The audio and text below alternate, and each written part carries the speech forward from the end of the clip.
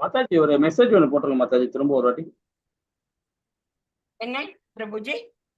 ஒரு மெசேஜ் ஒன்று போட்டுருங்க திரும்பவும். ஹரே கிருஷ்ணா கிருஷ்ணா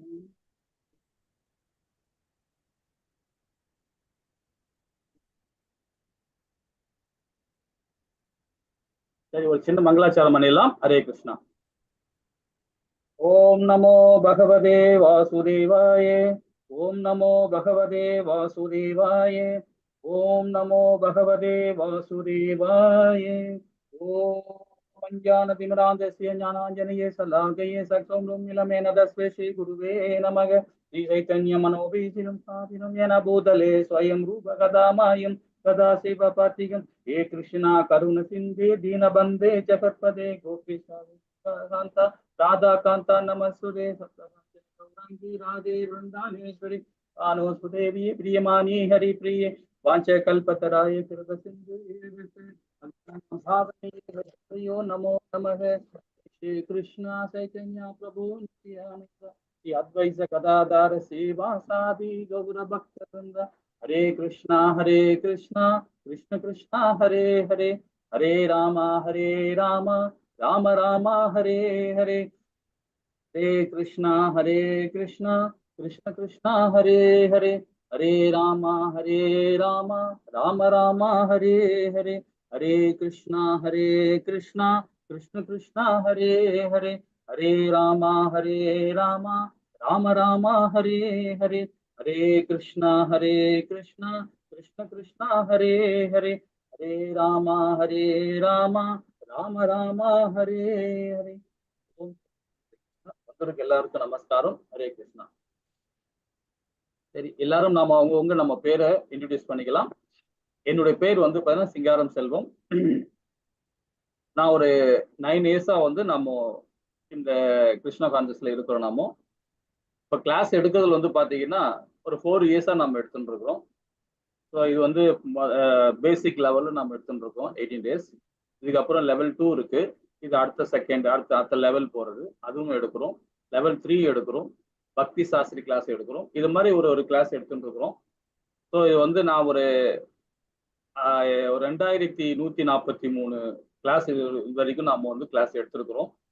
இந்த பகவத்கீதை மாத்திரம் இல்லை, எல்லா கிளாஸுமே டோட்டலாகவே எடுத்துட்டு இருக்கோம். அதே மாதிரி அட்மின்ல இருக்கிறவங்க மாதாஜி இருக்கிறாங்க, அமலாஜிராம், இவங்களும் வந்து பார்த்தீங்கன்னா ரொம்ப நாளாவே ஒரு 2-3 இயர்ஸ் மேல அவங்களும் வந்து இதுல வந்து இந்த அட்மின்ல இருக்கிறாங்க. ஸோ நான் வந்து மெரின் இன்ஜினியர் நான். ஸோ அந்த ஜாப்பை விட்டு நான் ஒரு பிஸ்னஸ் பண்ணிட்டு இருக்கேன். இப்போ நான் இப்போ ப்ரெசென்ட் வந்து நான் இப்போ சென்னையில் இருக்கிறேன். ஹரே கிருஷ்ணா. ஸோ என்னோட இது நான் சொல்லிட்டேன். நீங்க எல்லாருமே அவங்கவுங்க இன்ட்ரடியூஸ் பண்ணிக்கலாம். ஏன்னா நம்ம 18 டேஸ் மாத்திரம் இல்லை, இப்போ நம்ம இந்த உள்ள வந்திருக்கிறோம். லைஃப் லாங் நம்ம இது வந்து ஒரு பக்தர்கள் சங்கம்னு சொல்லலாம். இது பக்தர் சங்கம். இதுக்கு அடுத்த சாது சங்கம்னு சொல்லுவாங்க. ஸோ இது அடுத்த ஸ்டேஜ் நம்ம சாது சங்கம். இப்போ நம்ம இந்த சங்கத்துல இருக்கும்போது பாத்தீங்கன்னா இந்த மாதிரி நமக்குள்ள பேசிக்கிட்டு நம்மளுடைய கீதையை பத்தி பகவானை பத்தி பேசுறதுக்கு மாத்திரம் நமக்கு இருக்கு. அதனால நாம இப்போதைக்கு நம்ம யாருன்றதை முதல்ல தெரியப்படுத்தணும், இல்லைங்களா? ஹரே கிருஷ்ணா. சரி, அவங்கவுங்க எல்லாருமே அவங்க நேம் இன்ட்ரடியூஸ் பண்ணீங்க. மாதாஜி நீங்க உங்க நேம் சொல்லிட்டு இது சொல்லுங்க மாதாஜி. ஹரே கிருஷ்ணா. ஹரே கிருஷ்ணா. எஸ் பிரபுஜி. உங்க நேம் சொல்லிட்டு உங்க இது சொல்லிடுங்க மாதாஜி. ஹாஞ்சி. என்ன பிரபுஜி? ஹரே கிருஷ்ணா. நீங்க மத்தவங்க சொல்லுங்க மாதாஜி, உங்களோட இதை சொல்லிடுங்க. என்னையா? அன்பின் கமலா ஜெயராமன் தானே? ஓகே, நீங்க சொல்லுங்க வேல்முகம் பிரபுஜி. ஜி, என் பேரு வேல்முருகன். ஹரே ராமா. ஹரே கிருஷ்ணா. ஹரே கிருஷ்ணா. ஹரே கிருஷ்ணா. எங்க இருந்து பேசுறீங்க? எங்க இருந்து இருக்க கலந்துருக்கீங்க பிரபு? ராஜபாளையம். ஹரிபோல் ஹரிபோல் பிரபு. அலெக்சாண்டர் போட்டிருக்காங்க. மத்தவங்க எல்லாமே இன்ட்ரோடியூஸ் பண்ணிக்கலாம். ஹரே கிருஷ்ணா. ஹரே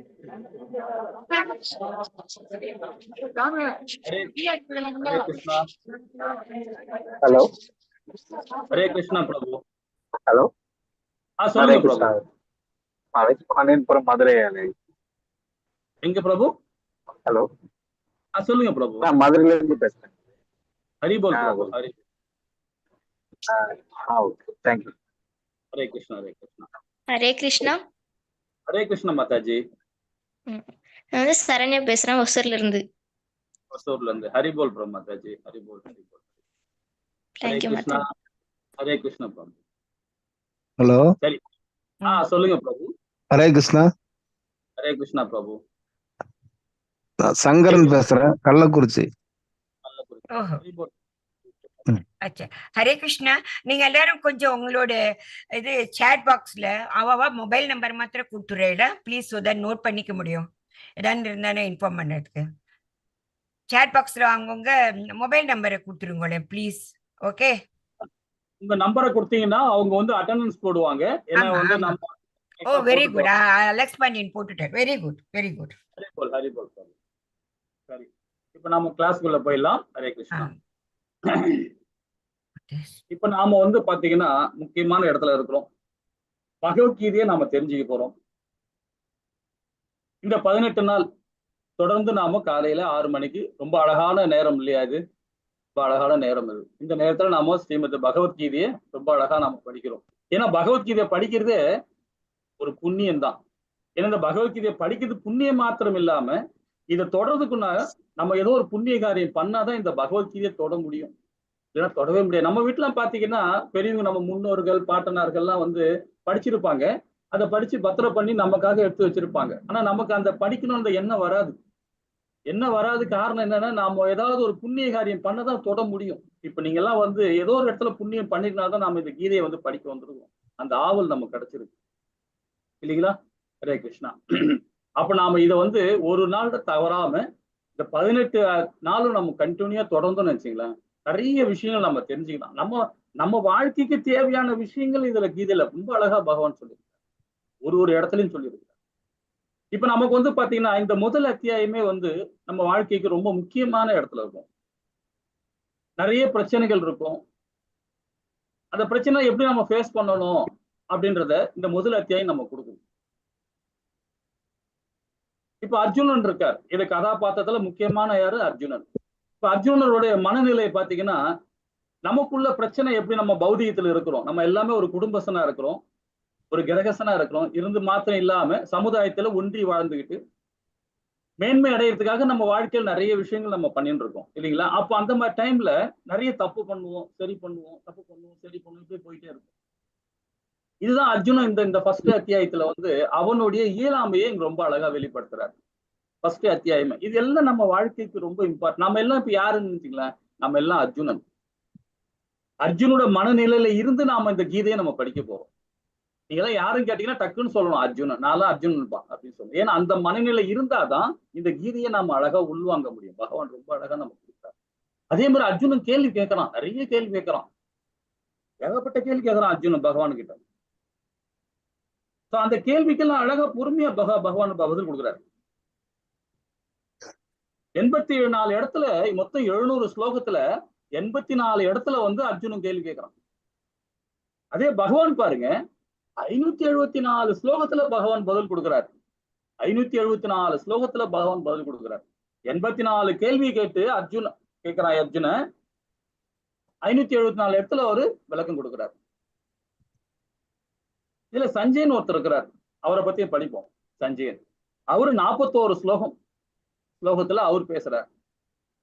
ஒரே ஒரு ஸ்லோகம் தான். திருராஷ்டிரர், துரியோதனோட அண்ணன் அப்பா. சோ அவரு தான் வந்து சக்கரவர்த்தி, அஸ்னாபுர சக்கரவர்த்தி. அவரு ஒரே ஒரு ஸ்லோகம் தான் பண்றார், அதுவும் முதல் ஸ்லோகம். சோ இது 700 ஸ்லோகத்துல நாம இன்னைக்கு பார்க்க முடியுமா? கொஞ்சம் கடினம் தான் இல்லைங்களா? ஆனா நமக்கு நேரம் கம்மி தான். 1 மணி நேரம்ன்றது நமக்கு நேரம் கம்மி தான்.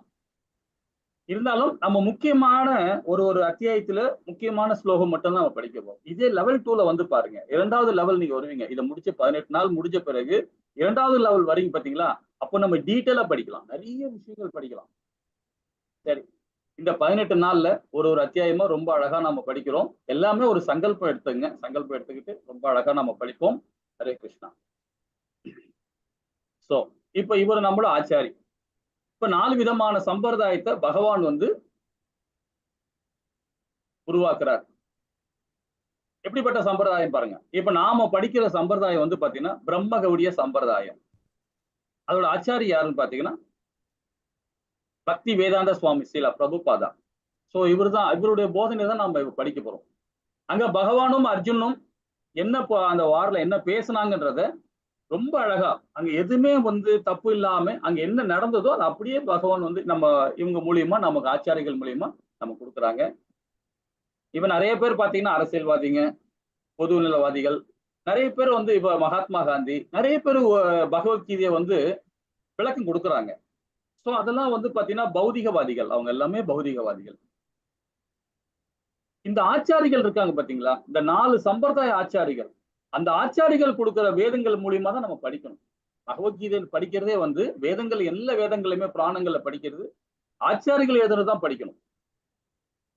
மற்றவங்க எழுதுறத படிக்கவே கூடாது. ஏன்னா அது அவங்களுடைய புரிதல் அவ்வளவுதான் இருக்கும். ஏன்னா பௌதிகவாதிகள் எழுதுறது நம்ம படிக்க கூடாது.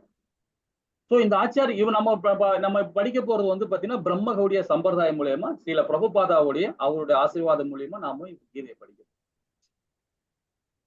அதே மாதிரி ஸ்ரீ சம்பிரதாயம், அதாவது நம்மள சவுத் இந்தியால இருக்குது லட்சுமி சம்பிரதாயம் சொல்லுவாங்க, அது ராமானுஜர். சோ அவருடைய இது மத்வாச்சாரி பிரம்ம கௌடிய சம்பிரதாயம். அதே மாதிரி உத்தர சம்பிரதாயம் சிவ சம்பிரதாயம் சொல்றது, அப்புறம் சனத் சம்பிரதாயம். சோ இந்த 4 சம்பிரதாயத்தும் நாம 3வது அத்தியாயத்துல படிப்போம். 3வது 4வது அத்தியாயத்துல ரொம்ப அழகா படிக்கலாம் அதை பத்தி. சோ இப்ப நம்ம படிக்க போறது பிரம்ம கௌடிய சம்பிரதாயம் மூலியமாக அங்க என்ன நடந்தது, பகவானுக்கும் அர்ஜுனும் என்ன பேசப்பட்டாங்களோ அப்படியே உண்மை உருவில நமக்கு சில பிரபுபாதா நம்ம கொடுக்குறாரு. சரி, நம்மளோட ஆச்சாரி இவரை பத்தி நம்ம கொஞ்சம் தெரிஞ்சுக்கணும் இல்லைங்களா, ஆச்சாரிய பத்தி தெரிஞ்சுக்கணும் இல்லைங்களா, அது தெரிஞ்சுக்கலாமா? இவர் பாத்தீங்கன்னா 1896ல கல்கட்டாவுல பிறக்கிறார்.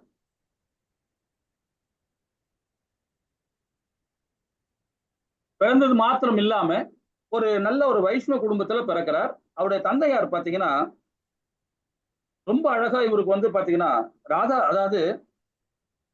ராதாகிருஷ்ணன் ஒரு கோவில் இருக்கு அவங்க வீட்டாண்ட, அந்த தெருவுலயே இருக்கு. அந்த தெருவுல கோவில்ல கூட்டும் போய் ஒரு எப்படி வணங்கணும், எப்படி எல்லாம் பகவானுக்கு பணிவிட பண்ணணும், எப்படி கீர்த்தனம் பண்ணணும், எப்படி பகவானோட அரிநாமத்தை எப்படி சொல்லணும், இதெல்லாம் ரொம்ப அழகா அவர் தந்தையார் கொடுக்குறாங்க. ஆல்ரெடி வைஷ்ணவ குடும்பத்துல உள்ளவங்க, இருந்தாலும் ரொம்ப அழகா அவர் தந்தையார் கொடுக்குறாரு.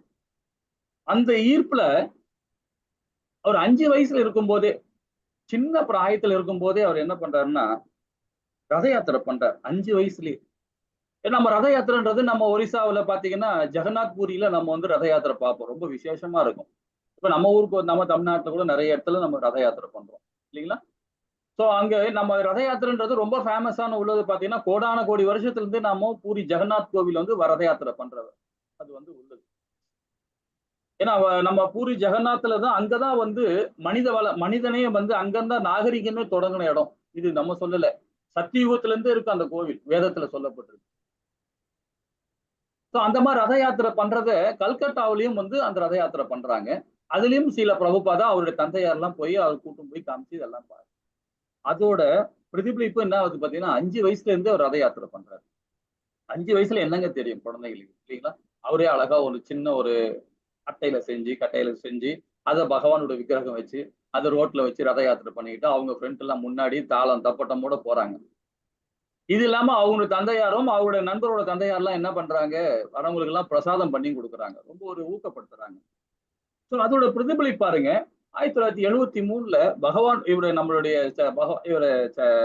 நம்மளுடைய சில பிரபுபாதா அமெரிக்காவில சான் பிரான்சிஸ்கோல பாத்தீங்கன்னா ரத யாத்திரை பண்றாரு, ரொம்ப அற்புதமா பண்றாரு. அங்க உள்ள ஆளுகளை வச்சுக்கிட்டே பண்றாரு. அங்க உள்ள பக்தர்களையும், அதாவது அமெரிக்கன் உள்ள பக்தர்களையும் வச்சுக்கிட்டு ரொம்ப அழகா இந்த போட்டோல பாக்குறீங்க பாத்தீங்களா. 1973ல அங்க ரத யாத்திரை பண்றாரு. ரொம்ப அற்புதமான முதல்ல வெளிநாட்டுல ரத யாத்திரை பண்றது நம்ம சில பிரபுபாதா. இப்போ வரைக்கும் நம்ம கண்டினியூ பண்ணிட்டு இருக்காங்க. எல்லா உலகத்துல எல்லா கண்ட்ரிலயுமே வந்து ரத யாத்திரை இந்த கரெக்டா அந்த நேரத்துல பண்ணிடுவோம். எல்லா கோயிலும் நடக்குது. ஹரே கிருஷ்ணா. சரி, அதுக்கப்புறம் பாத்தீங்கன்னா அவருடைய ஆச்சாரி ஸ்ரீல பக்தி சித்தாந்த சரஸ்வதி சுவாமி, அவரை 1922 அவரை சந்திக்கிறார். அப்புறம் ஸ்கூல் படிச்சு காலேஜ் முடிச்சிட்டு காலேஜ் முடிக்கிற டைம்ல தான் வந்து அவருடைய ஆச்சாரியை சந்திக்கிறார். 2வது படத்துல உள்ளது.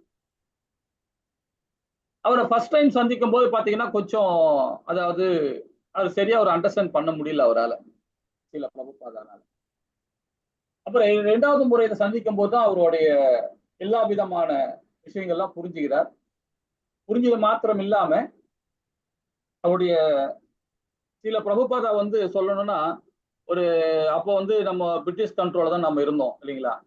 அப்ப இருக்கும்போது இவர் வந்து சுதந்திர போராட்டத்தெல்லாம் கலந்துக்கிறார். யாரு? நம்ம சில பிரபுபாதா. சுபாஷ் சந்திர போஸ் கூட எல்லாம் அங்க இருந்திருக்கிறார் அந்த சின்ன பிராயத்திலேயே. அப்ப 72ல அவர் குருவை சந்திச்சார்.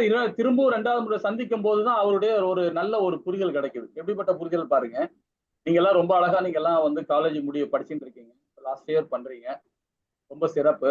நல்ல ஆங்கிலம் நல்ல புலமை இருக்கு உங்களுக்கு. நீங்க நம்ம சனாதன தர்மத்தை நீங்க ஏன் பிரச்சாரம் பண்ணக்கூடாது?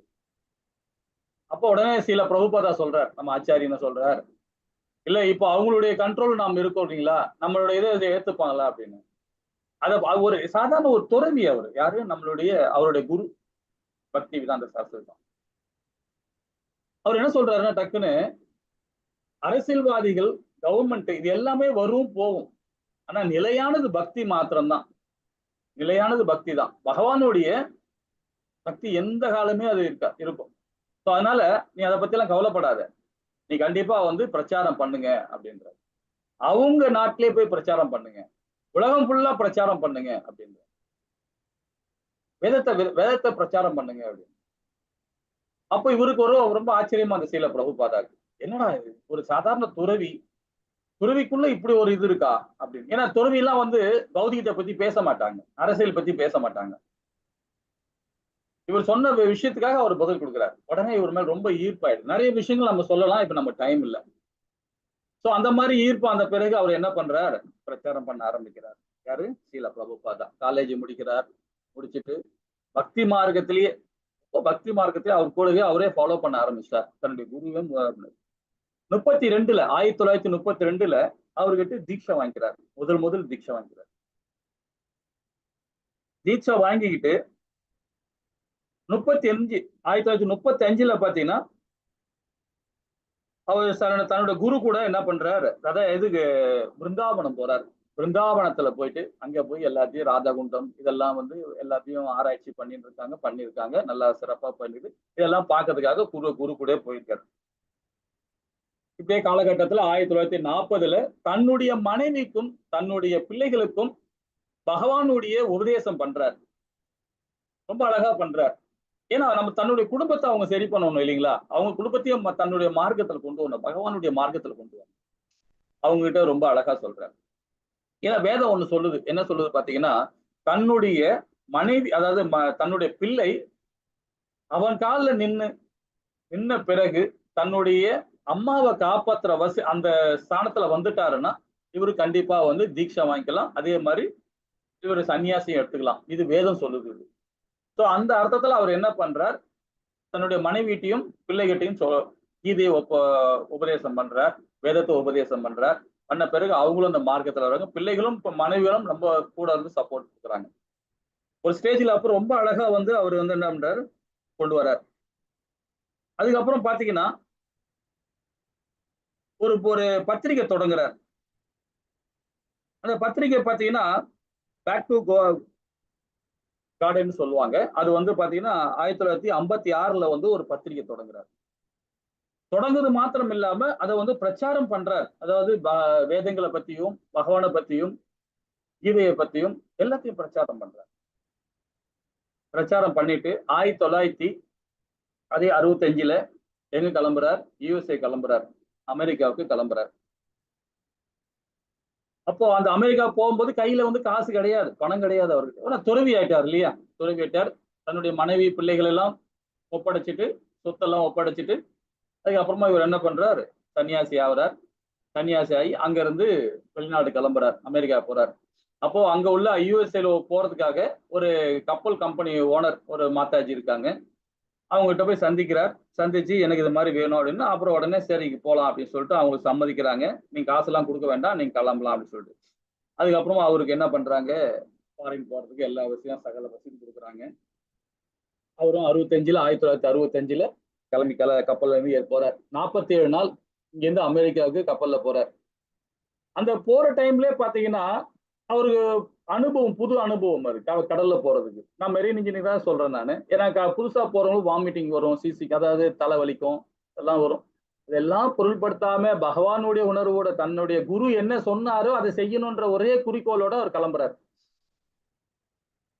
கிளம்பி அதுல வந்து பாத்தீங்கன்னா அவரு அப்ப அவர் வயசு பாருங்க, என்ன வயசாவது பாருங்க, அந்த வயசுலயே போறாரு. ஒரு ஃபர்ஸ்ட் ஸ்ட்ரோக் வந்துடுச்சு அவருக்கு, ஃபர்ஸ்ட் ஹார்ட் அட்டாக்கே வந்துடுச்சு. அதையும் சமாளிக்கிறார். ஃபர்ஸ்ட் ஹார்ட் அட்டாக் வந்து சமாளிக்கிறார். இரண்டாவது ஹார்ட் அட்டாக்கும் அதே அந்த கப்பல்ல போகும்போதே வந்தது அவரு. இதெல்லாம் சமாளிச்சுக்கிட்டு போய் யூஎஸ்ல இறங்கிட்டார். இறங்கிட்டு அங்க போய் ஒரு சின்ன ரூம் ஒன்று கொடுத்துருக்குறாங்க, 10க்கு 10 ஒரு ரூமு. அந்த கப்பல் கம்பெனி ஓனரே கொடுத்துருக்குறாங்க.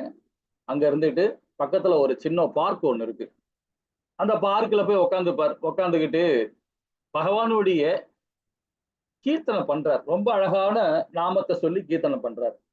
இப்போ அந்த பார்க்ல வரவங்க எல்லாம் இப்போ நம்ம ஊர்ல பார்க்ல எல்லாம் பாத்தீங்கன்னா நிறைய பேர் எப்படி வருவாங்க, காதல் ஜோடிகள் வருவாங்க, அங்க வருவாங்க, தப்பு நடக்கும், நல்லது நடக்கும், இது மாதிரி நிறைய இருக்கும் இல்லையா. அது மாதிரி யூஎஸ்ல அந்த காலத்துல கிக்கின்னு சொல்லுவாங்க. அவங்க போதைக்கு அடிமையா இருப்பாங்க, சூதாடுவாங்க, இந்த மாதிரி விஷயங்கள்லாம் பண்றவங்க நிறைய வருவாங்க. அங்க வந்து அவரை பிரபுபாதா வந்து அவருடைய பேசுறது, அவருடைய முகத்தை பார்த்தோன்னே ஒரு பொலிவு இருக்கு அவர்கிட்ட. இதெல்லாம் பார்த்தோன்னே கவர் பண்ண உடனே அவரை ஃபாலோ பண்ண ஆரம்பிச்சிட்டாங்க. அவர் கூட உட்காந்துட்டு பேசுறது, கீர்த்தனை பண்ணி. ஏன்னா சில பிரபுபாதா இங்கிலீஷ் ரொம்ப நல்லா பேசுவார், புலமை வாய்ந்தவரால.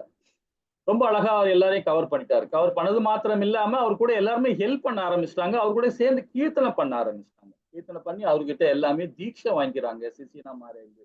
அதுக்கப்புறம் பாத்தீங்கன்னா அவர் ரஷ்யா போறார், எல்லா கண்ட்ரிக்கும், வேர்ல்டு எல்லா கண்ட்ரிக்கும் போறார். 12 வருஷத்துல 14 முறை 12 வருஷத்துல 14 முறை உலகம் சுத்தி வந்துட்டார். அவருடைய காலகட்டத்திலேயே கிட்டத்தட்ட 3500-4000 பேர் கிட்ட அவர் தீட்சை கொடுத்திருக்கிறார். வெளிநாட்டுக்காரங்களுக்கு நிறைய பேருக்கு தீட்சை கொடுத்திருக்கிறார். கோவில் வந்து பாத்தீங்கன்னா 25 கோயில் மேல அவர் வந்து வெளிநாட்டுல மட்டும் கட்டியிருக்கிறார் அந்த காலகட்டத்திலேயே, 12 வருஷத்திலேயே. அப்புறம் அமெரிக்கால வந்து இப்ப இந்த ஃபோர்டு கம்பெனி, கார் கம்பெனியோட ஓனர் வந்திருக்காரு பாருங்களா, அவர் ரொம்ப அவருடைய சிஷியன். யாருக்கு? ஸ்ரீல பிரபுபாதாக்கு. பகவானுடைய வேதங்களை படிச்சு கீர்த்தனை படிச்ச உடனே அவர்கிட்ட அவரோட ஐக்கியம் ஆயிட்டார். அவரும் நிறைய ஹெல்ப் பண்ணியிருக்காரு. அது மாதிரி பெரிய பெரிய ஆளுங்கெல்லாம் நிறைய பேர் வந்து சில பிரபுபாதாக்கு நிறைய வந்து ஹெல்ப் பண்ணியிருக்காங்க. அந்த ஊர்ல உள்ள செனட்னா நம்ம ஊர்ல வந்து கவர்னர் சொல்றாங்களா, அந்த மாதிரி பேர் ஒரு மந்திரிங்க, இந்த மாதிரி எம்பிங்க, இந்த மாதிரி அங்கெல்லாம் ஒழுங்களும் வந்து நிறைய வந்து அவர் சந்திச்சு அவருக்கு நிறைய பேருக்கு நிறைய உதவியெல்லாம் பண்ணியிருக்கிறாங்க. அதே மாதிரி 84 புக்குகளை வரை எழுதியிருக்கிறார் ஸ்ரீல பிரபுபாதா. 65 இருந்து பாத்தீங்கன்னா அவர் இறக்கும் தருவாயில வரைக்கும் ஃபுல்லா கம்ப்ளீட்டா 77 வரைக்கும் அவர் கம்ப்ளீட்டா, அதாவது 14 முறை சுத்தி வந்திருக்கிறார். எவ்வளவு கோவில் கட்டியிருக்கிறார். இப்ப நம்ம சென்னை நம்மள அகண்ட பாரத தேசத்திலே பாத்தீங்கன்னா நிறைய கோவில் இப்ப சென்னையிலேயே 3 கோவில் இருக்கு. திருச்சியில இருக்கு, மதுரையில இருக்கு, திருநெல்வேலியில இருக்கு, கோயம்புத்தூர்ல இருக்கு, சேலத்துல இருக்கு. இந்த மாதிரி நிறைய கோவில் உருவாக்கியிருக்கோம் இப்ப இருக்கிற ஆச்சாரி மூலியமாக. சரி, இது வரைக்கும் நம்ம ஆச்சாரிய பத்தி படிச்சோம். இனி வந்து நம்ம கீதைக்குள்ள வந்துடலாம். இந்த இந்த பகவத்கீதை கிளாஸ் யாரு எடுக்கிறாங்க அப்படின்றது நம்ம இப்ப தெரிஞ்சுக்கலாம். இப்ப யார் மூலியமா நம்ம எடுத்துட்டு இருக்கோம்னு பாத்தீங்கன்னா, இது வந்து இந்த பகவானுடைய விக்கிரகம் வந்து, ராதாராணியோட விக்கிரகம் வந்து ஸ்ரீ ராதா கோவிந்தா இஸ்கான் மங்களூர்ல இருக்கு, குழாயில. ஸோ அவங்க மூலியமா தான் நாம இந்த கிளாஸ் எடுக்கிறோம். அந்த ஆச்சாரிக்கு அவரை பத்தி நம்ம தெரிஞ்சுக்கலாம். ஒரு 2 நிமிஷம் தான் அதை பத்தி போயிடலாம். சரி, இந்த நிகழ்ச்சி ஏற்பாடு பண்ணி கொடுத்த ஸ்ரீ ராதா கோவிந்தா இஸ்கான் மங்களூருக்கு நம்ம அனைவர் சார்பாகவும் ஒரு சின்ன பிரார்த்தனை பண்ணிடுவோம். ஜெய் ஸ்ரீ கிருஷ்ணா சைத்தன்யா பிரபு நித்யானந்த ஸ்ரீ அத்வைச கதாதார சிவாசாதி கௌர பக்த விருந்துக்கு ஜெய். ஹரே கிருஷ்ணா கிருஷ்ண கிருஷ்ண ஹரி ஹரி, ஹரி ராம ராம ராம ஹரி ஹரி. இப்ப நாம கோவில் வந்து பாத்தீங்கன்னா பெங்களூர்ல இருக்கு. இது பழைய அட்ரஸ் தான். இது இப்ப புது அட்ரஸ் வந்து நம்ம இப்பதான் புதுசா கோவில் கட்டி இருக்கிறோம். இன்னும் வேலைப்பாடுகள் ஒன்றும் முடிகிற ஸ்டேஜில் இருக்கு. ஸோ இங்கதான் இந்த அட்ரஸ்ல தான் பழைய அட்ரஸ்ல நடத்திட்டு இருக்கோம். நம்மளுடைய ஆச்சாரி, கோவிலோட ஆச்சாரின்னு பாத்தீங்கன்னா நாமனி சித்தாஸ். அவர் பிடெக் படிச்சு ஐஐடியில கான்பூர்ல வந்து ப்ரொஃபஸரா இருந்தவர். இந்த பகவானுடைய பக்தி மார்க்கத்திலும் சில பிரபுபாதாவுடைய போதனையிலும் ஜெயபத்தக சாமி இப்போ உள்ள ஆச்சாரி, இப்ப இருக்கிற ஆச்சாரி ஜெயபத்தக சாமி அவருடைய அருளால இப்போ அவரும் பிரம்மச்சாரி இருந்து இப்ப நமக்கு இந்த கீதையை 12 லாங்குவேஜ்ல நாம வந்து பாத்தீங்கன்னா இந்த கிளாஸ் ஆன்லைன் கிளாஸ் எடுத்திருக்கோம். இது வரைக்கும் பாத்தீங்கன்னா ஒரு 9 lakhs மேல நாம வந்து பயனடைஞ்சிருக்கிறாங்க. நிறைய பேர் பயனடைஞ்சிருக்கிறாங்க. வெளிநாட்டுல இருந்தும் சரி, எல்லா கண்ட்ரிலயுமே வந்து நம்மளோட கீதையை படிக்கிறாங்க. நிறைய பேர் வந்து நம்ம ஃபாலோ பண்ணிட்டு இருக்காங்க. நிறைய நன்கொடையார்கள், பெரிய பெரிய மகான்கள் எல்லாமே நிறைய நமக்கு சப்போர்ட் பண்ணிட்டு இருக்காங்க. ஸோ அந்த இதனால நம்ம பயனடைகிறோம். இந்த அட்ரஸ் என்னோட நோட் பண்ணிக்கலாம். உங்களுக்கு பழைய அட்ரஸ் தான். இதுலயும் நமக்கு போனாலும் நமக்கு எதை பேசிக்கலாம். ஓகே, இப்போ பகவத்கீதை என்பது நமது எல்லா பிரச்சனைகளுக்கும் பதிலை கொண்ட ஒரு காவிய வேதம் சொல்லப்படுது. இது மகாத்மா காந்தியால் ஒரு ஆன்மீக அகராதியாக கருதப்பட்டது. மேலும் இது உலகெங்கிலும் உள்ள பல தலைவருக்கு உத்வேகம் அளிக்கும் புத்தகம். மகாத்மா காந்தி சொல்லியிருக்காரு, என்ன சொல்லியிருக்காரு, இது ஒரு அகராதி, டிக்ஷனரின்ற. இப்ப டிக்ஷனரியில பாத்தீங்கன்னா ஒரு வேர்ட்ஸை பாத்தீங்கன்னா 4 விதா படிக்கலாம், 4 விதா விளக்கம் கொடுப்பாங்க, ஒரு விளக்கம் இல்லைங்களா? அதே மாதிரிதான் இப்ப நாம level 1ல இருக்கிறோம், பேசிக் லெவல்ல இருக்கிறோம். இப்போ நாம இந்த ஒரு ஸ்லோகம் படிக்கும் போது வச்சுங்களேன், நமக்கு என்ன புரிதல் இருக்கோ பௌதிகத்தை விட்டுருங்க, ஆன்மீகத்தை வந்துருங்க. பௌதிகன்றது நம்மளுடைய அது நம்ம இயல்பு, அது ஆட்டோமேட்டிக்கா வந்து அதுல இருந்து வெளியே வந்து இப்ப ஆன்மீகத்துல வரும்போது பாத்தீங்கன்னா நமக்கு என்ன புரிதல் இருக்கோ அதுதான் நமக்கு அது புரியும் இல்லைங்களா? இதே 2வது லெவல் 3வது லெவல் நீங்க வந்தீங்கன்னு வச்சுங்களேன், இதே ஸ்லோகத்தை நீங்க படிச்சீங்கன்னு வச்சுக்கலாம், அப்போ என்ன மெச்சூரிட்டியா இருக்குதோ அதுக்கேற்ற மாதிரி உங்களுக்கு இன்னும் உத்வேகம் கொடுக்கும். இன்னும் அதுக்கப்புறம் என்ன இருக்கு, அதுக்கப்புறம் என்ன, அதே ஸ்லோகத்துல இன்னொரு 10 வருஷம் போட்டு படிச்சு பாருங்களேன், அதுக்கப்புறமா இன்னும் உத்வேகம் கொடுக்கும். இதுதான் இந்த வேதங்கள்ல வந்து ரொம்ப இம்பார்ட்டன்ட். இதுதான் நமக்கு என்ன ஞானம் இருக்கோ அந்த ஞானத்துக்கு தகுந்த மாதிரி தான் நம்ம புரிதல் அடையும். நம்ம ஞானம் எவ்வளவு விருத்தி அடைய அதுக்கு மேல இன்னும் தேடிக்கிட்டே இருக்கும். நம்மளுடைய வேதங்கள் அப்படிதான். அதான் மகாத்மா காந்தி சொல்றாரு, இது ஒரு அகராதியான கருதப்பட்டது. அதே மாதிரி நம்ம சயின்டிஸ்ட் இருக்கார், நம்ம வெளிநாட்டு சயின்டிஸ்ட், அவர் என்ன சொல்றாரு பாருங்க, நான் பகவத்கீதையை படித்து கடவுள் இந்த பிரபஞ்சத்தை எவ்வாறு படைத்தார் என்பதை பற்றி சிந்திக்கும் போது மற்ற அனைத்துமே மிதமிஞ்சிதாக தெரியுது. கீதையை படிக்க படிக்க அவர் ரொம்ப அழகா சொல்லியிருக்கிறார். சரி, இது ஏன் நாம தெரிஞ்சுக்கணும், அங்க என்ன நடந்தது அப்படின்னு நம்ம தெரிஞ்சுக்கணும் இல்லைங்களா? அது ஏன் அந்த காரணம் பாத்தீங்கன்னா, பகவான் வந்து முதல்ல வந்து பிரம்மா கிட்ட இந்த அதாவது சம்பிரதாயம் மூலியமா ஒப்படைக்கிறார், வேதங்களை ஒப்படைக்கிறார். பிரம்மா நாரத முனி கிட்ட ஒப்படைக்கிறார். நாரதர் என்ன பண்றார், வியாதவியாசருக்கு கொடுக்கிறார். வியாதவியாசர் மத்துவாச்சாரி மூலியமாகவும், மத்துவாச்சாரியில இருந்து இப்ப நம்ம ஸ்ரீல பிரபுபாதாவுடைய போதனையில நம்ம இது படிக்கிறோம். இது வந்து குரு சீட பரம்பரை ஒரு ஆச்சாரி. இப்ப ஸ்ரீ சம்பிரதாயம், லக்ஷ்மி சம்பிரதாயம், அந்த ஆச்சாரிகள் மூலியமா நம்ம வேதங்களை படிக்கிறோம். அதே மாதிரி சிவ சம்பிரதாயம், உத்தர சம்பிரதாயம், அந்த சம்பிரதாயம் மூலியமா நம்ம ஆச்சாரிகள் மூலியமா படிக்கிறோம். சனத் சம்பிரதாயம், இது மாதிரி ஒரு ஆச்சாரிகள் மூலியமா நம்ம படிக்கிறோம். ஆச்சாரிகள் மூலியமா படிக்காம வேற ஏதோ கடையில புக்கு கிடைக்குதுன்னு சொல்லிட்டு வாங்கி படிச்சோம்னா அதுல உள்ள விஷயங்கள் இருக்காது. அவங்களுடைய புரியலுக்கு ஏற்ற மாதிரி, இப்ப நான் சொன்னேன் இல்லைங்களா, பேசிக் லெவல், 2வது லெவல், 3வது லெவல் இருக்கான் பாத்தீங்களா, அவங்கள மாதிரிதான் படிப்பாங்க. ஆனா அவங்க குருசீட பரம்பரை ஆச்சாரிகள் மூலியமா படிக்கும் போதுதான் அந்த ஞானம் கிடைக்கணும் இல்லைங்களா? ஹரே கிருஷ்ணா. நாம இந்த புக்கை படிக்கிறதுக்கு 18 நாள் கண்டிப்பா முடியாது. 1 மணி நேரத்துல நம்ம என்னத்தை படிக்க முடியும், ஒரு அளவுக்கு தான் புரிஞ்சுக்க முடியும். ஆனா இது முக்கியமான அர்த்தம் வரைக்கும் நம்ம கொடுக்க போறோம். இது ஒரு பரந்த புத்தகம், இதை முறையாக ஆய்வு செய்ய 1 வருடம் ஆகும். 18 நாள் நம்மளால செய்ய முடியாது. ஆனா அதனால் கிருஷ்ணருக்கும் அர்ஜுனுக்கும் இடையிலான எண்ணங்கள் ஓட்டத்தில் கவனம் செலுத்துகிறோம். இதை பற்றி ஆழமான ஆய்வுக்கு ஒருவரை தயாரித்தது. ஏன் கீதையை பகவான் கொடுக்கிறார், மற்றவங்க யாருக்கும் கொடுக்காம அர்ஜுனுக்கு மாத்திரம் கொடுக்கிறார் பகவான், என்ன காரணம்? அதை பத்தி நம்ம படிப்போம், விரிவா படிக்கிறோம். அர்ஜுனோட கலக்கமும் மாயின் தோற்றமும் பகவான் கிருஷ்ணர் ஏற்பாடு என்பதை புரிந்து கொள்ளணும். ஏன்னா வந்து ஒருத்தர்கிட்ட சொல்லணும்னா அவர் என்ன மாதிரி இருக்காருன்றதை நம்ம புரிஞ்சுக்கணும். நம்ம வாழ்க்கையே மாயம் தான், நம்ம எல்லாமே மாயதான். அதை பத்தி ரொம்ப அழகா விரிவா படிக்கலாம். நம்ம எல்லாமே மாய. இப்போ பகவான் வந்து அர்ஜுனுக்கு அந்த மாயத்தன்மையை உருவாக்கி அவருக்கு அந்த குழப்பத்துல இருந்து அவர் விடுவிக்கிறார். இப்ப நம்ம எல்லாமே இந்த குழப்பவாதிகள் தான், நம்ம எல்லாமே கருமிகள் தான். இப்ப கருமையா இருக்கும்போது நமக்கு இந்த உபதேசம் பண்ணும்போது நமக்கு இன்னும் ரொம்ப அழகா நமக்கு புரியும். நாம எல்லாம் சொல்லலாம், நான் வந்து ஒரு டாக்டரா இருக்கேன், ஒரு இன்ஜினியரா இருக்கேன், ஒரு வக்கீலா இருக்கேன், ஒரு கலெக்டரா இருக்கேன். அதெல்லாம் பௌதீகம். பௌதீகம் அதெல்லாம் சமுதாயத்துல மேன்மை அடையுது. ஆனா வேத சாஸ்திரம் இருக்கு பாத்தீங்களா, அதை தெரிஞ்சாதான் நம்ம உத்தமனா ஆக முடியும். அடுத்த ஸ்டேஜுக்கு நம்ம போக முடியும். நம்ம ஒரு டாக்டரா இருக்கும், இன்ஜினியர் இருக்கும், அது வந்து ஒரு பௌதிகம். நம்ம பணம் சம்பாதிக்கிறதுக்கு, சமுதாயத்துல மேன்மை அடைறதுக்கு தான். ஆனா வேதங்கள் படிச்சாதான் நாம யாருன்றதை உணர முடியும். அர்ஜுனன் ஒரு பெரிய மாவீரன் தான், பெரிய வீரன் தான் அவன் பௌதிகத்துல. ஆனா ஆன்மீகத்துல அவனுக்கு என்ன இருக்கு தெரிஞ்சுக்கணும் இல்ல. நான் யாரு, நான் எங்க இருந்து, நான் என்ன பண்றேன், என்ன தெரிஞ்சுக்கணும் இல்லைங்களா? அதுதான் பகவான் ரொம்ப அழகா வந்து இந்த கீதையை கொடுக்குறாரு. கீதை மூலியமா, அர்ஜுனன் மூலியமா நாம் எல்லாமே அர்ஜுன ஸ்தானத்துல இருந்து இந்த கீதையை படிக்கணும் இல்லைங்களா? ஹரே கிருஷ்ணா. சரி, அர்ஜுனனுடைய தீர்க்கத்தன்மை என்ன பண்ணா, பகவான் கிருஷ்ணன் இரு படைகள் நடுவில் தேரை ஓட்டினா குருஷேத்திர போரில் போரிட அர்ஜுனன் சிரமப்பட்டார். பகவான் கிருஷ்ணனிடம் சரணடைந்தார். இதன் விளைவாக இந்த பகவத்கீதை ரெண்டு வாருக்கு வந்தாச்சு. எல்லாமே சண்டை போட போர் பண்ண வந்துட்டாங்க. இந்த சைடு சேனை, இந்த சைடு சேனை, ரெண்டு பக்கம் சேனை வந்தாச்சு. உடனே அர்ஜுனன் சொல்றான் கிருஷ்ணர்கிட்ட, பகவான் கிட்ட, கிருஷ்ணா தேரை கொண்டு போய் நடுவில் நிறுத்து அப்படின்றான். ஏன் பயந்துட்டு ஓடுறதுக்கா? இல்ல, என்ன நடக்குது என்னன்னு பாக்கணும், யார் யார் வந்திருக்கா, என்ன செய்யறாங்கன்னு பாக்கணும் கிருஷ்ணா அப்படின்றான். உடனே பகவான் என்ன பண்றாரு, உடனே தேரை கொண்டு போய் நடுவில் நிறுத்துறாரு.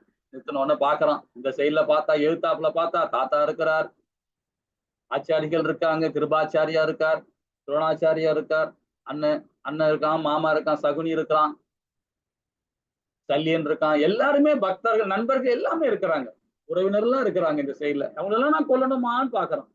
நம்ம வீட்லயும் அப்படித்தானே, நம்ம பிள்ளைகளை தம்பியோ அண்ணனோ சரி ஏதாவது தப்பு பண்ணிட்டா நம்ம என்ன பண்ணுவோம்? அதுல அடிப்போமா, இல்ல சிறைச்சாலத்தையும் போடுவோமா? யோசனை பண்ணுவோம் இல்லையா? அதேதான் அவனும் யோசனை பண்றான். ஒரு நாட்டுக்காக, ஒரு சுதந்திரத்தை, ஒரு நாடை வந்து நம்மளுக்கு கேவலப்படுத்திட்டாங்களே என்று நம்ம என்ன பண்ணுவோம்? அவன் என்ன பண்ணுவான்? யோசனை பண்றான். தாத்தா இருக்காரு, பீஷ்மர் இருக்காரு, மாமா சல்லியன் இருக்கான், சகுனி இருக்கான், அண்ணன் தம்பி எல்லாம் இருக்கிறாங்க, உறவினர் இவங்களெல்லாம் அடிக்கணுமா கொல்லணுமா யோசனை பண்றான். இவன் சைட்ல பாக்குறான், அர்ஜுனன் சைட்ல பாக்குறான். பார்த்தா இங்கே எல்லாமே அண்ணன் தம்பி சித்தப்பா மாமன் மருமக மாமனார் மரும பிள்ளைகள் எல்லாம் சைட்ல இருக்கிறாங்க, நண்பர்கள் எல்லாம் இருக்கிறாங்க. இதெல்லாம் போய் நான் போர் பண்ணணுமா, அடிச்சு கொல்லணுமா அப்படின்னு பாரு. அப்படிப்பட்ட சுகம் என்ன எனக்கு வேணும் அப்படின்னு ரொம்ப அழகா வந்து அவன் கேட்க ஆரம்பிச்சான். இப்ப கீதா வந்து பகவான் இங்க வந்து நம்மளுடைய ஆச்சாரிகள் நம்மளுடைய முன்னாடி காலையிலேயே படிச்சுட்டாங்க. இதை பத்தி ஒரு சின்ன விளக்கம் கூட நம்ம சொல்ல வரலாம். என்னன்னு சொல்ல வரணும் பாத்தீங்கன்னா, ஒரு நிமிஷம் இருங்க.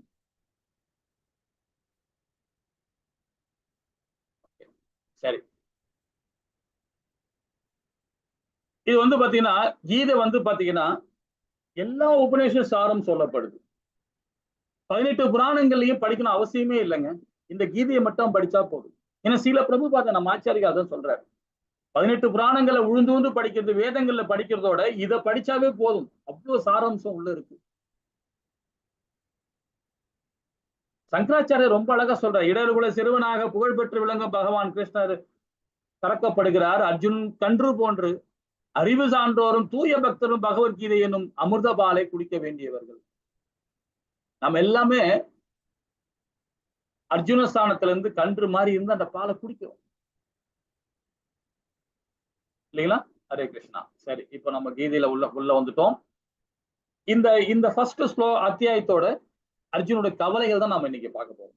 இந்த ஃபர்ஸ்ட் அத்தியாயமா அதுதான் விவாச யோகம் சொல்லப்படுது. ஏன்னா நம்ம குடும்பத்துல நிறைய பிரச்சனைகள் வரும் இல்லைங்களா? பிரச்சனை வரும்போது நம்ம தெளிவு இல்லாம இருப்போம். பிரச்சனைகள் இருந்தாவே நிறைய நம்ம தெளிவு இல்லாம இருப்போம்.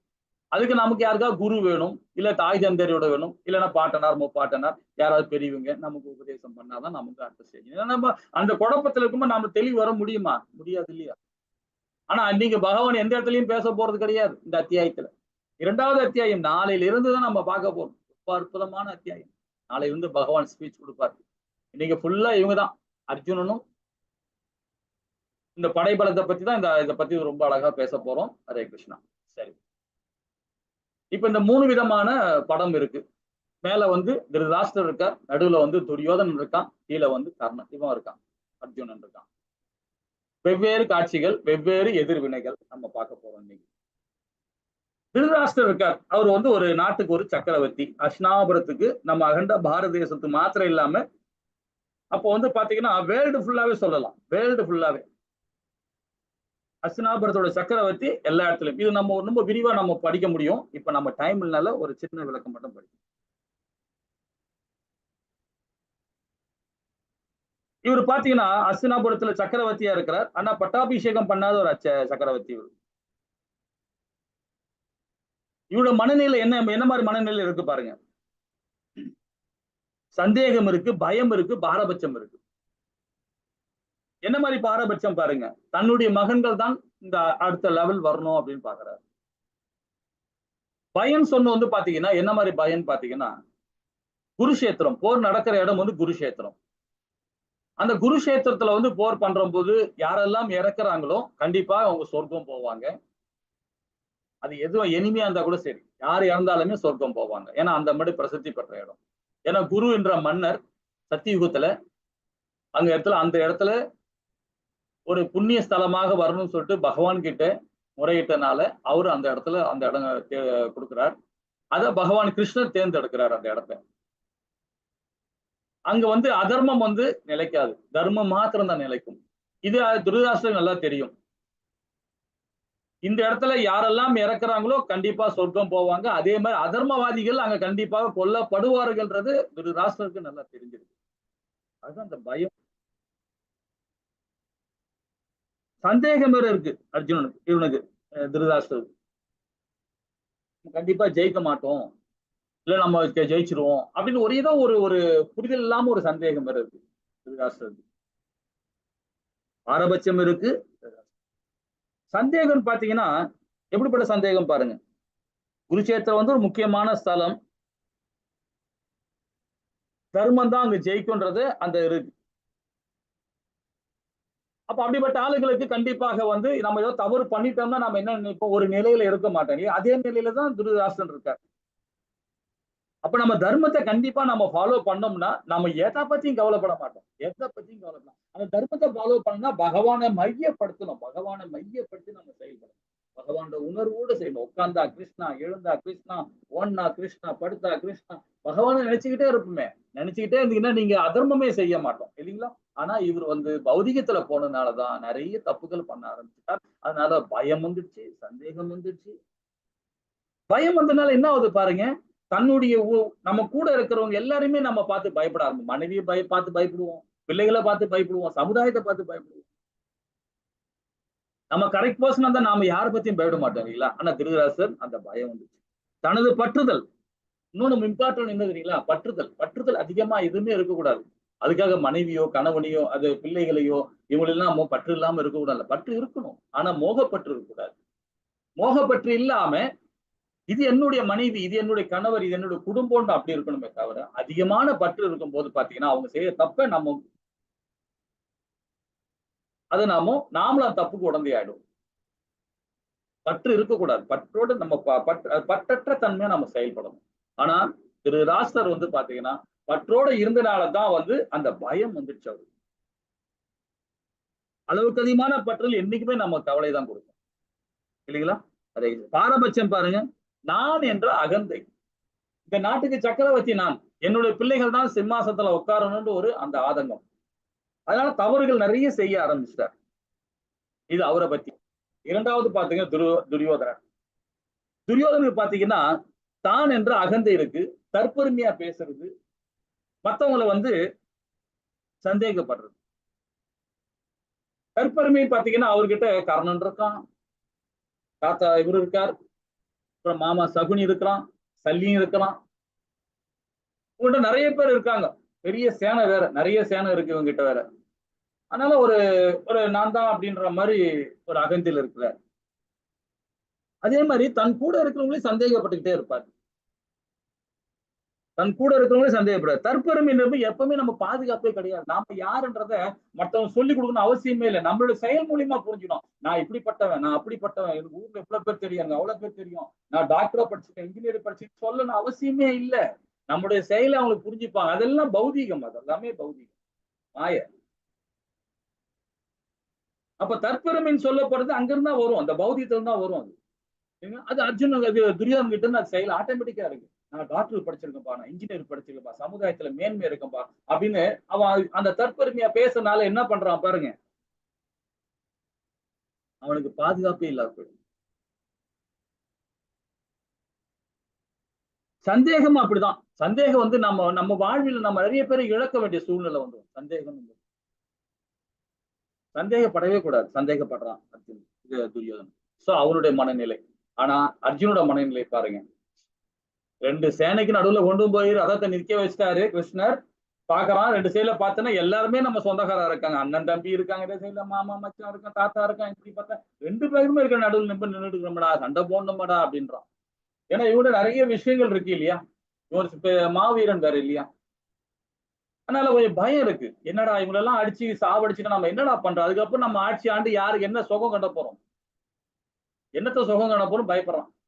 அவனுடைய மனநிலை அப்படி. ஏன்னா தர்மவாதி, தர்மத்தை பண்றவன் அப்படிதான் நினைப்பான். ஆனா அதே வந்து அதிகமான பற்று போயிடுச்சுன்னு வச்சுங்களேன். இப்ப தாத்தா மேல, தாத்தா யாரு, பீஷ்மர், பீஷ்மர் மேல அதிகமான பற்று. ஏன்னா அவர் நிறைய தவறு பண்ணிட்டு இருக்காரு அவர் சைட்ல இருந்துகிட்டு. அப்ப அதிகமான பற்றுன்னும் போது என்ன ஆகுது பாருங்க, அவர் செய்யற தவறெல்லாம் வந்து மன்னிச்சிடுறான். அதே வந்து துரியோதனை மட்டும் பாயிண்ட் பண்றான்.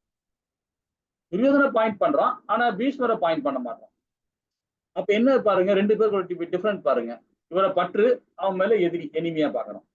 சோ அப்ப மனநிலை எப்படிப்பட்ட மனநிலை இருக்கு பாருங்க அர்ஜுன். சோ இதெல்லாம் வந்து தவிடுபடி ஆக்கப்படுகிறது இந்த அத்தியாயம் மூலியமாக. ஹரே கிருஷ்ணா. திருதாசர் ஃபர்ஸ்ட் இந்த 700 ஸ்லோகத்துல முதல் ஸ்லோகம் இந்த சூத்திரதாரி. படிக்கணுமா பிரபுஜி? படிங்க. இந்த சூத்திரதாரிக்கு முதல் ஸ்லோகத்துல கொடுத்திருக்கிறார் நம்முடைய ஆச்சாரிகள். அழகா படிப்போம். என்ன சொல்றான் பாப்போமா? ஹரே கிருஷ்ணா. மாத்த படிக்கலாம். படிங்க. திருதராஷ்டிர உவாச்ச தர்மக்ஷேத்ரே குருக்ஷேத்ரே சமவேதாயுயுத்சவः மாமகாः பாண்டவாச்சைவ கிம் அகூர்வத சஞ்சய. ஹரே கிருஷ்ணா. அழகா படிச்சு மாதாஜி. ஹரே கிருஷ்ணா. ஹரிபோல்.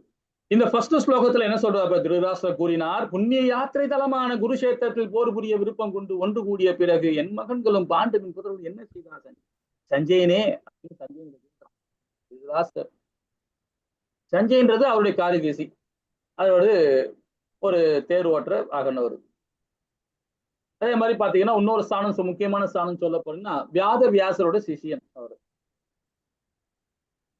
அப்போ வியாத வியாசர் வந்து இவர்கிட்ட கேட்கிறார் திருதராஷ்டிர கிட்ட, திருதராஷ்டிரா நீ ஒரு சக்கரவர்த்தி, அதனால உனக்கு கண்ணு வேற தெரியாது, உனக்கு கண் பார்வை கொடுக்குறேன், நீ போய் அங்க போய் பார்க்கலாம், அந்த வார் நடக்கிற விஷயத்தெல்லாம் நீ பார்க்கலாம் அப்படின்னு. உடனே எனக்கு அந்த கண் பார்வை வேண்டாம், என்னுடைய காரிதேசி சஞ்சயனுக்கு அந்த பலன் கொடுங்க அப்படின்னு, அவன் மூலியமா நான் இந்த அங்க நடக்கிற விஷயத்த நான் தெரிஞ்சுக்கிறேன் அப்படின்னு. சரி ஓகே அப்படின்னு அவரோட ரூம்ல இருந்துகிட்டு அங்க வார்ல நடக்கிற விஷயங்கள் எல்லாமே சஞ்சயன் பாக்குறோம். அப்ப எப்படி பார்க்க முடியும் பாருங்க, அவர் ரூம்ல ஒரு நம்ம இப்ப பாக்குறோம், டிவியில பாக்குறோம், இப்ப ஆன்லைன் கிளாஸ் அட்டன் பண்றோம், அந்த மாதிரி அந்த காலத்திலேயே 5500 வருஷத்துக்கு முன்னாடி இந்த மாதிரி டெக்னாலஜி எல்லாம் அப்பயே இருந்திருக்கு. நாம எல்லாம் நம்ம மந்திரம்னு சொல்லுவோம், அதை தெரியாம அறியாமல மந்திரம்னு சொல்லிட்டு இருக்கோம். ஆனா அப்போ உள்ள பயங்கர டெக்னாலஜி. அர்ஜுனன் சொல்லுவான், சும்மா கையில ஒண்ணுமே இருக்காது, எந்த கையில ஒரு பொருள் இருக்காது, சும்மா வெறுங்கையே போய் நிற்பான். நின்றுட்டு கையில 2-3 ஸ்லோகம் சொன்னா வச்சுக்கலாம், கையில வந்து அஸ்தம் எல்லாம் பெரிய பெரிய வில்லு வந்துடும், அம்பு வந்துடும், பிரம்மாஸ்திரம் எல்லாம் வந்துடும், கையில எடுத்து விட்டான்னா அந்த இடமே அழிஞ்சிடும். ஸோ அந்த மாதிரி இதா இருந்தாங்க, அவ்வளோ டெக்னாலஜி. இப்ப நம்ம ஊர்ல இப்ப வந்துருச்சு, இப்ப கையில வந்து மொபைலே தேவையில்லை, சும்மா கையிலேயே உள்ள சிப்பி உள்ள வச்சுக்கிறாங்க, வச்சுக்கிட்டு சும்மா அந்த பட்டன் கையிலேயே தட்டினாவே போதும், கால் போகுது. ஸோ இப்ப அந்த மாதிரி டெக்னாலஜியும் வரப்போகுது.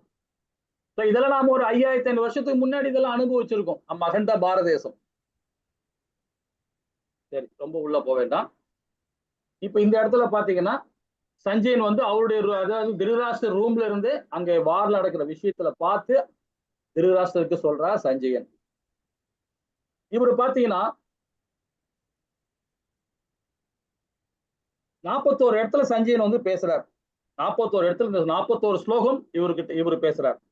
ஒரே ஒரு ஸ்லோகம் மட்டும்தான் திருதராஷ்டிரர் பேசுறார். 84 இடத்துல அர்ஜுனன் பேசுறான், 574 இடத்துல அது பகவான் பேசுறார்.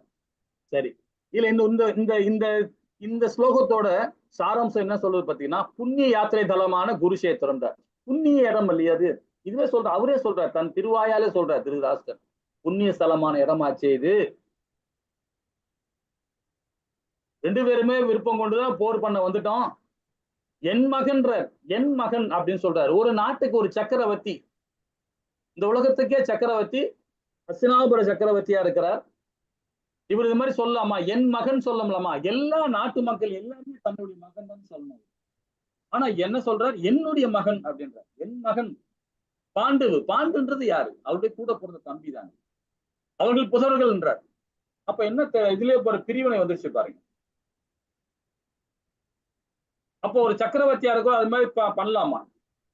தர்மக்ஷேத்திரம் வந்து ஒரு புண்ணியமான இடம். அப்பா பாண்டவாஸ் அப்படின்னா ஒரு பாண்டவன் சொல்லும் போதே பாத்தீங்கன்னா பாண்டவன் புதர்கள் என்ன செய்தா சஞ்சயனேன்னு கேட்கறான். அப்ப அந்த பால் வந்து திரிஞ்சு போச்சு. எண்ணங்கள் சரியில்லை இல்லைங்களா? ஹரே கிருஷ்ணா. ஒரு நிமிஷம் இருங்க.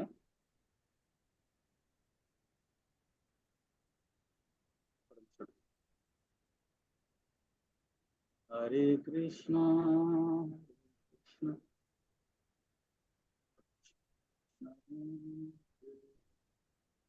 ஹரே ராமா ஹரே ராமா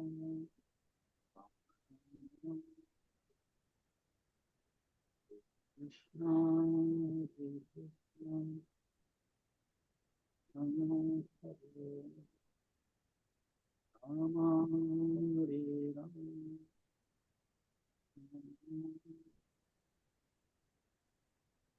மாதாஜி இந்த ஸ்லோகம் படிங்க மாதாஜி. 3வது ஸ்லோகம். இந்த 19வது ஸ்லோகமா? 19வது ஸ்லோகம். ஓகே.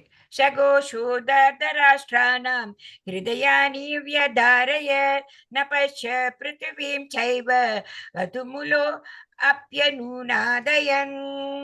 ஹரே கிருஷ்ண மாதாஜி. ஹரே கிருஷ்ணா. இப்போ வந்து பாத்தீங்கன்னா 1ல இருந்து இப்ப 11வது ஸ்லோகம் வந்துட்டோம்.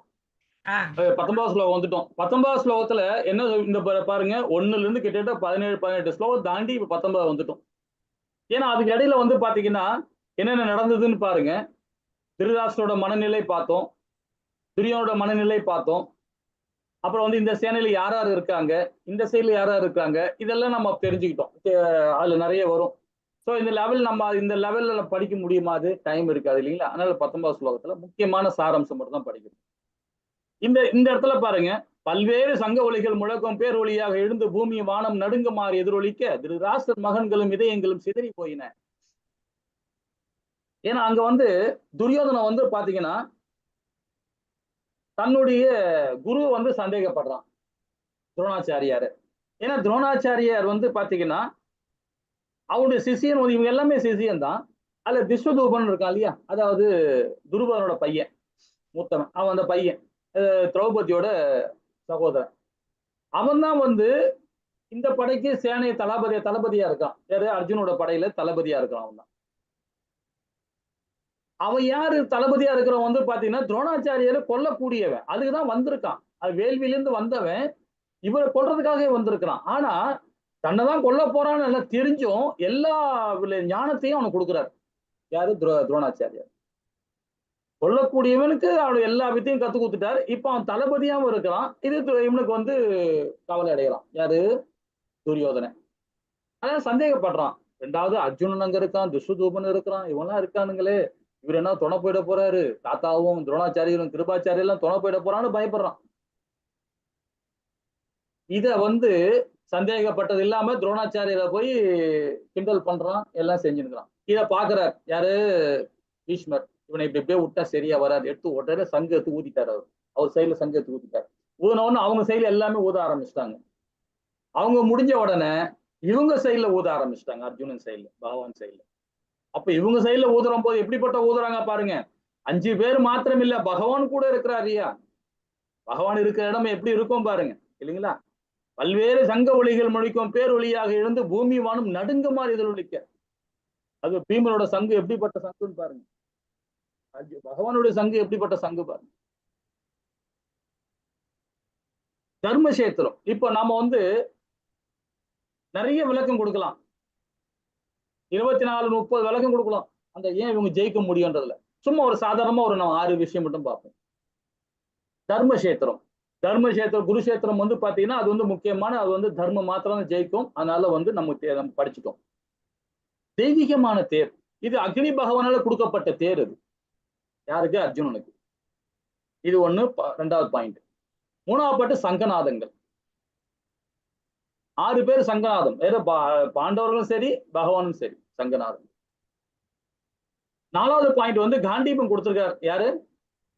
பகவான் சிவபெருமான் கொடுத்திருக்கிறார். பாஸ்பராசாது கொடுத்திருக்கிறார். இது 4வது விஷயமா எடுத்துக்கலாம். 2வது பாக்கியலட்சுமி, அதாவது கனகவல்லி தாயார். தாயார் இருக்கிறாங்க. தாயார் எப்படி இங்க வாரல வந்தாங்க? ஏன்னா பகவான் எங்கெல்லாம் இருக்கிறாரோ அங்கெல்லாம் தாயார் இருப்பாங்க. ஏன்னா பகவானோட இதயத்தோட தான் தாயார் இருக்கிறாங்க இல்லைங்களா? பகவான் எங்கெல்லாம் இருக்கிறாரோ அங்கெல்லாம் செல்வம் செழிப்போடு இருக்கும். பகவான் இருக்கிறார் இல்லையா? 2வது ரிஷிகேசா பகவான் இருக்கார். இது நம்ம விளக்கமா ஒரு 6 மட்டும் படிச்சிருக்கிறோம். இது இன்னும் நிறைய சொல்லிக்கிட்டே போலாம் இல்லைங்களா? சரி, இப்ப முக்கியமான இடத்துல வந்திருக்கிறோம். அர்ஜுனோட 5 விதமான இயலாமை பத்தி பார்க்க போறோம். இயலாமைன்னு சொல்றதோட ஒரு நல்ல குணம் உள்ளவன் இந்த மாதிரி ஸ்தானத்துல தான் இருப்பார். பௌதிகத்தை கலந்து இருக்கிறார். பற்றோடு அதனால இருந்தனாலதான் அவரு இரக்கம் பார்க்கிறாரு. ஏன்னா 2 பேருமே 2 சைட்லயுமே நம்ம சொந்தக்கார நண்பர்கள்லாம் இருக்கிறாங்களே, எல்லாமே இறந்துட்டாலும் என்ன பண்ண முடியும்? அந்த இரக்கம் சொல்லணுமா? இவங்களை 28வது ஸ்லோகத்துல பார்க்க போறோம். 31வது ஸ்லோகத்துல இன்பன்மை. அவங்க எல்லாரையும் வாரில போட்டு எல்லாம் கொண்டுட்ட பிறகு அதுக்கப்புறம் நான் ராஜ்யம் வந்து நான் என்ன பண்ண போறேன்? இறந்தா சொர்க்கம் தான் போறேன். ராஜ்யம் கடிச்சு நான் அந்த ராஜ்யத்தை நான் என்ன பண்ண முடியும்னு அந்த இன்பமை பத்தி கவலைப்படுறான். 36ல பாவ செயல். இந்த பாவத்தை நான் செய்யணுமா? என் தாத்தாவை கொல்லணுமா? என் நண்பரை கொல்லணுமா? என் அண்ணனை கொல்லணுமா அப்படின்னு நினைக்கிறான். அதனால பாவம் தானே வரும். அது இல்லாம ஒரு குடிமகனை கொன்னா அந்த குடும்பத்தோட தலைவனை கொண்டுட்டோம்னு வச்சுங்களேன். ஒரு வாரில போறார், போர் படையில தலைவர் ஒரு ஆள் இருக்கார், அவர் போய் இறந்துட்டாருன்னா அந்த குடும்பம் எப்படியா இருக்கும்? அந்த பிள்ளைகளுக்கு தந்தை இல்லைன்னா எப்படி குடும்பம் வளரும்? குடும்ப பாரம்பரியம் கெட்டு போயிடும் இல்லையா? பாவம் சேரும் இல்லையா? அப்படி அர்ஜுன் திங்க் பண்றான். 45ல போர் பண்ணலாமா வேணாமான்னு சொல்லி டபுள் மைண்ட்ல இருக்கான். இருமணத்துல இருக்கிறான். 46வது பதம் கடைசி பதம். அது பார்ப்போம். ஒரு ஸ்லோகம் மூலியமா பார்க்கலாம். இது ரொம்ப இம்பார்ட்டன்ட். இது கொஸ்டினா வரும் உங்களுக்கு. நீங்க கிளாஸ் முடிஞ்ச உடனே இதுல பார்க்கும்போது எல்லாம் தெரிஞ்சுங்க. இரக்கம், இன்பன்மை, பாவ செயல், குடும்ப பாரம்பரியம், இருமணம். ஃபர்ஸ்ட் இரக்கத்தை பத்தி பார்ப்போம். ஹரே கிருஷ்ணா மாதாஜி. ஹரே கிருஷ்ணா. அர்ஜுன உவாச்ச दृष्ट्वेमं स्वजनं कृष्ण युयुत्सुं सुमुपस्थितं सीदन्ति मम गात्राणि मुखं च परिशुष्यति. हरे कृष्ण. ஹரே கிருஷ்ணா மாதாஜி. அர்ஜுனன் கூறினான், எனது அன்பு கிருஷ்ணரே, போரிடும் உணர்வோடு என் முன் குடி உள்ள எனது நண்பர்களும் உறவினர்களும் கண்டு என் உடல் அங்கள் நடுங்கி வாய் உழுவதை நான் உணர்கிறேன் என்றான். ஏன்னா பயப்படுறான். ஏன்னா பற்று ஆயிப்போச்சு இல்லையா? பற்று இருந்தாவே என்ன ஆகும் பாருங்க, சுத்தி பேதலிக்கும். தப்பு பண்ணிட்டான ஒருத்தன் எழுத்தாப்புல தப்பு பண்ணிட்டாருன்னும் போது அப்ப அவன் மேல நம்ம வீட்டு பிள்ளை இருக்கான், பையன் இருக்கான், குழந்தை என்ன பண்ணிட்டா தப்பு பண்ணிட்டான். நம்ம என்ன பண்ணுவோம்? தப்பு பண்ணக்கூடாதுப்பா தம்பி, இப்படிலாம் செய்யக்கூடாது அப்படின்னு சொல்லுவோம் இல்லைங்களா? அதான் பற்று. அதே பற்றற்ற தம்பியா இருக்கும்போது நம்ம என்ன பண்ணுவோம் பாருங்க, பனிஷ் பண்ணுவோம். ஆனா இந்த இடத்துல இது வந்து ஒரு குடும்ப பற்று நம்ம உதாரணமா சொன்னோம். ஆனா இவர் ஒரு நாட்டுக்கு வந்து ஒரு முக்கியமான ஒரு பொசிஷன்ல இருக்கிறாரு அர்ஜுனன். இத்தனைக்கும் இல்லாம வந்து ஒரு சத்திரிய வம்சம் வேற அவரு. அவருடைய வர்ணம் வந்து சத்திரிய வம்சம், சத்திரிய வர்ணம். அந்த சத்திரிய வர்ணத்துல என்ன பண்ணணும்? அவருடைய கடமையை அவர் செய்யணும். எதிர்நாட்டுக்காரங்க வந்தாங்கன்னா வார் பண்ணிதான் ஆகணும். அதான் அவன் சத்திரிய கடமை. அந்த கடமையை செய்ய மாட்டேன்றார். கடமை செய்யாம பற்று வந்ததுனால நண்பர் பாக்குறார், உறவினர் பாக்குறார், இவங்க எல்லாம் பார்த்தோன்னா கை காலம் நடுங்க ஆரம்பிச்சு. இப்ப நம்ம வீட்டு நம்ம பிள்ளைகளை தப்பானா நம்ம என்ன பண்ணுவோம்? நம்ம கை காலம் நடுங்க ஆரம்பிச்சிடும் இல்லையா? அதே மாதிரிதான் அர்ஜுனுக்கு அந்த இரக்கம் வந்துச்சு.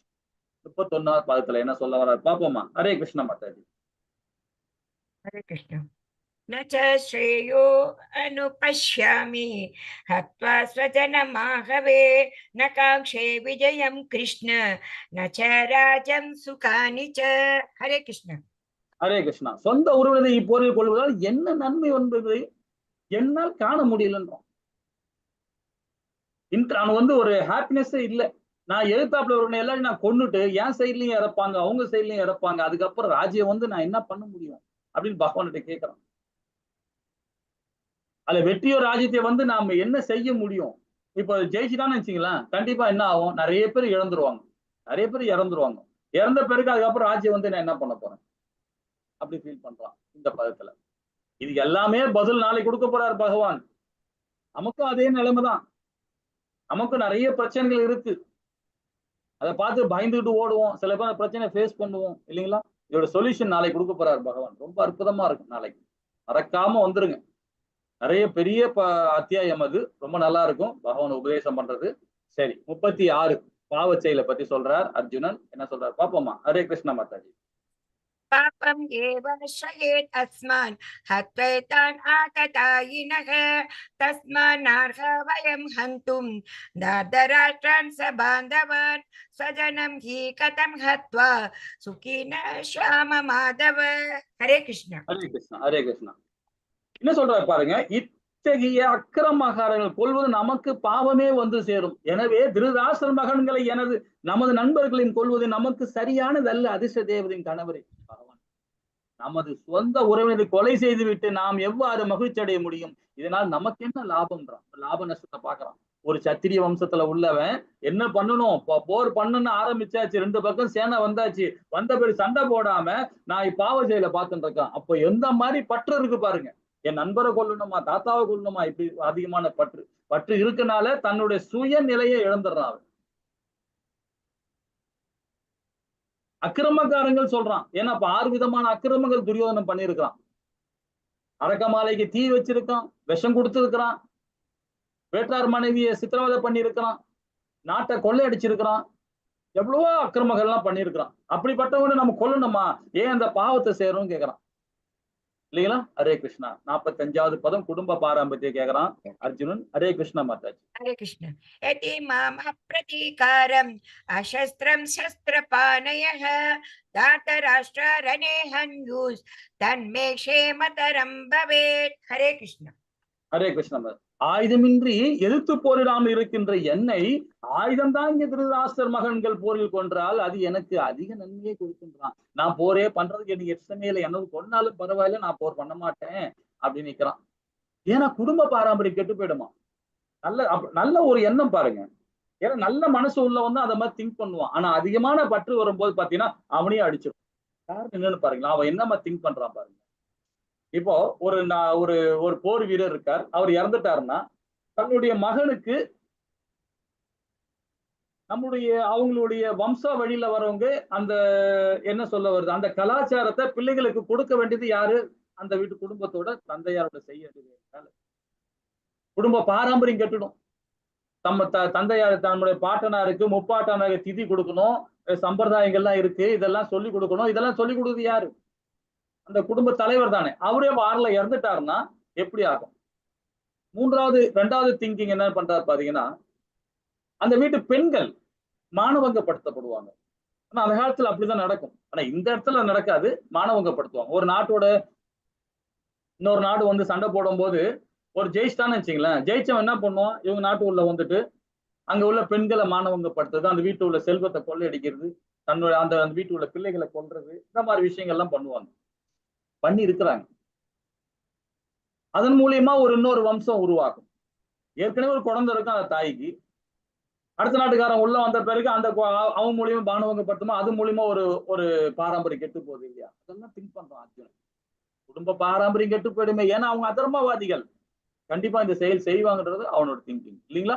ஹரே கிருஷ்ணா. 46வது பதம் கடைசி பதம் இது. ஹரே கிருஷ்ணா மாதாஜி. हरे कृष्ण. संजय उवाच एवम् उक्त्वा अर्जुन संके रथोपस्थ उपाविशत् विसृज्य शशरं सापं शोकसंविघ्नमानसः. हरे कृष्ण.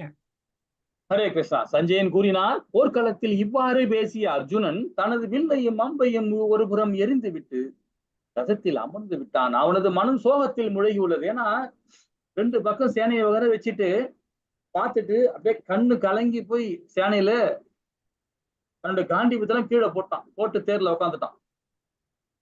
இந்த மாதிரி டபுள் மைண்ட் இருக்கவே கூடாது, இருமனம் இருக்கவே கூடாது. ஒரு மனம் தான். நாம ஒரு குறிக்கோள் இருக்கணும், வாழ்க்கையில வந்து ஒரு குறிக்கோள் இருக்கணும். நாம இப்படிதான் படிக்கணும். பகவத்கீதைக்கு 18 நாள் நான் படிக்க போறேன், படிச்சு நான் மேன்மை அடைய போறேன்ட்டு ஒரு பகவானுடைய அருளோல நான் அது மேன்மை அடையணும்ன்ற அந்த குறிக்கோள் இருக்கும்போது நம்ம 18 நாள் ரெகுலரா படிக்கணும். அது மாதிரி ஒரு குறிக்கோள் இருக்கணும். ஆனா அர்ஜுனுக்கு இந்த குறிக்கோள் இல்லை. 2 சேனையை வர வச்சுட்டான். எனக்கு நீங்க சப்போர்ட் பண்ணுங்க, நாங்க சப்போர்ட் பண்றோம், அப்படி பண்றோம், நிறைய ஹார்ம்ஸ் எல்லாம் கொண்டு வந்து, அதை நிறைய வில்லு கம்பு எல்லாம் கொண்டு வந்து வச்சுட்டாச்சு, படையெல்லாம் கொண்டு வந்தாச்சு. இப்ப நான் போர் பண்ண மாட்டேன்னு சொன்னா சின்ன பிள்ளைத்தனமா இல்ல இல்லைங்களா? சின்ன பிள்ளைத்தனமா இருந்தாலும் அவனுடைய இரக்க குணம், அதனால இந்த ஸ்டேஜ்ல கொண்டாந்து வச்சிருக்கேன் அவனை. இதை நாளைக்கு கொடுக்க போறார். இந்த 5 விதமான செயல்பாடை நாளைக்கு நாமும் ரொம்ப அழகா நம்ம படிக்கிறோம். நம்ம இது வரைக்கும் என்ன படிச்சோம் அப்படின்றத ஒரு விளக்கம் பார்ப்போம். திருதராஷ்டிரர் ஃபர்ஸ்ட் ஸ்லோகத்துல ரொம்ப அழகா நம்ம படிச்சோம். துரியோதனோட மனநிலை பார்த்தோம். 11ல இருந்து 2ல இருந்து 11வது பதம் வரைக்கும் பார்த்தோம். சங்கநாதங்கள் முழங்குறத 12 19வது பதம் வரைக்கும் பார்த்தோம். அர்ஜுனோட மனநிலை பார்த்தோம். 20ல இருந்து அதாவது 26ல இருந்து 46வது பதம் வரைக்கும் அர்ஜுனோட மனநிலை இல்லைங்களா? ஹரே கிருஷ்ணா. இந்த கிளாஸ் இதோட முடிக்கிறோம். நன்றி. நாளைக்கு 2வது அத்தியாயம் ஆத்ம தத்துவம், சாங்கிய தத்துவம், வர்ணாச தர்மம் பத்தி நம்ம நாளைக்கு கொடுக்க போறார் பகவான். ரொம்ப அற்புதமான அத்தியாயம் அது. நாளைக்கு வந்து பயனிடைங்கள். நிறைய விஷயங்கள் நாளைக்கு பார்க்க போறோம். நல்லா நாளைக்கு எல்லாருமே கலந்துக்கிட்டு ரெகுலரா பண்ணுங்க. ரொம்ப நிறைய விஷயங்கள் பார்ப்போம். அதே மாதிரி அட்டண்டன்ஸ் கரெக்டா போட்டுருங்க. ஏன்னா அட்டண்டன்ஸ் போட்டா நமக்கு வந்து சர்டிஃபிகேட் கொடுப்பாங்க, கடைசியா கொடுப்பாங்க. இதெல்லாம் மாதாஜி உங்களுக்கு சொல்லுவாங்க. ஹரே கிருஷ்ணா. சரி, இப்ப ஏதாவது டவுட் இருந்தா கேட்கலாம். இப்ப முடிச்சுக்கலாம். வாஞ்ச கல்பத்தராய கிருப சிந்தியே வெச பதனான பாவனிய வைஷ்ணவியோ நமோ நமக. ஜெய் ஸ்ரீ கிருஷ்ணா சைத்தன்யா பிரபு நித்யானந்த ஸ்ரீ அத்வைத கதாதார சிவாசாதி கௌர பக்த விரும்பிக்கே. ஹரே கிருஷ்ணா கிருஷ்ணா கிருஷ்ணா ஹரி ஹரி, ஹரி ராம ராம ராம ஹரி ஹரி. ஓம் ஹரே கிருஷ்ணா. ஏதாவது டவுட் இருந்தா கேட்கலாம். ஹரே கிருஷ்ணா. மாதாஜி பிரபு.